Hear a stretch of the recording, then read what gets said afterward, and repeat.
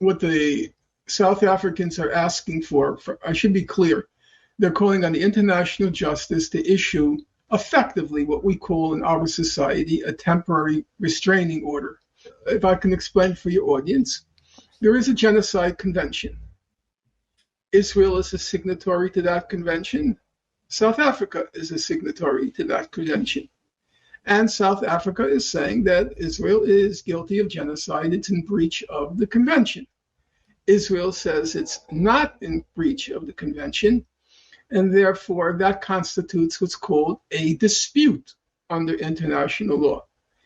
And that being a dispute, the International Court of Justice, which can arbitrate on disputes pertaining to international conventions, as is the Genocide Convention, the International Court of Justice can decide who's right and who's wrong in this matter, in this dispute. South Africa wants to expedite the process because a genocide's happening before our eyes in real time. And the way you can expedite the process is to say, we are not asking for a final judgment by the ICJ, the International Court of Justice. We're not asking for a final judgment whether it is or isn't genocide. What we're asking for is something else. We're asking that you acknowledge that we're making a plausible case for genocide, and therefore, if we can use the example, a temporary restraining order should be put on Israel until the whole case can be adjudicated.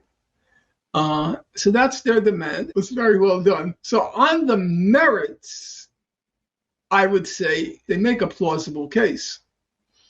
But these things are never decided by the merits. They're not decided by the law. They're decided by politics. You can't get around it. And so what do you have now? The ICJ consists of 15 judges. The 15 judges comprise the Security Council and 10 other states. So Russia, China, the US, the UK, and France. Okay? The 5 permanent members, they have representatives on the ICJ. So you think to yourself, oh, great. Okay, we lose with the US for sure. We lose with the UK for sure. France is a question mark, given the statements it's been making about what's going on in Gaza. I would call it a question mark. Right. And then we say, oh, great. We have one question mark, and then we have Russia and China. And you think, okay, we have Russia and China on our side. Well, Russia is now being challenged or accused of genocide in Ukraine. And that's a pending case in the ICC, the International Criminal Court. So do they want to open up the Pandora's box of that genocide convention, which might backfire and be used against them? Very unlikely. China, well, as everybody knows, China is being accused of genocide against the Uyghurs. So do they want to open up the Pandora's box of the genocide convention and it's used against them? I would say very unlikely. So right now we have 1 of 5, which is France, maybe. Right. Then Germany's on this year. Forget it. They'd vote for it. They'd be worse than Israel on it. They would vote for the genocide. Yeah. We agree it's genocide, but we're for it. Right, exactly. Then Uganda, which always votes with Israel, don't ask me why, it's on. So we have 4 probably will not vote for its plausibility. Then Germany, then Uganda. So that's 6. Morocco is on. Morocco will vote, I think, yes. It's a plausible case.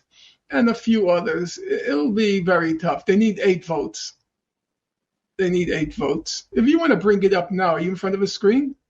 Yeah. So just go International Court of Justice, judges today. And we'll see which countries are up there. Current members. So America, forget, hopeless cause. Russian, I would say unlikely. Slovakia, maybe a yes.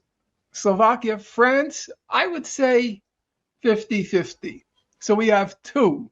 Morocco, I say a yes. So we have 3. Somalia, probably a yes. That will be 4. China, probably a no or an abstention. Uganda, a no. India, well, since Modi's committing genocide against Muslims, Right. I would say a no. And he's close with Netanyahu. Right. Jamaica, maybe a yes. Maybe a yes. Lebanon, a yes. Japan is so terrified of the United States, I would call it a no. Germany, I would call a no. Australia, no. Brazil, definitely a yes. Oh, so I got 7? I got 6.5 because we don't know about France. Okay. I would get 7. That would be my guess. Yeah. All we need is 1 to flip to reach 8. It's hard to get 1 to flip. But you've been obviously saying from the get-go that this is genocide, as have a lot of. I had a very simple argument. It was so simple. Sometimes, the most obvious is also the most correct. What is it? Razor. Occam's razor. Occam's razor. If you say that you're not going to let any food, water, fuel, electricity into a civilian population, can you tell me what you're advocating?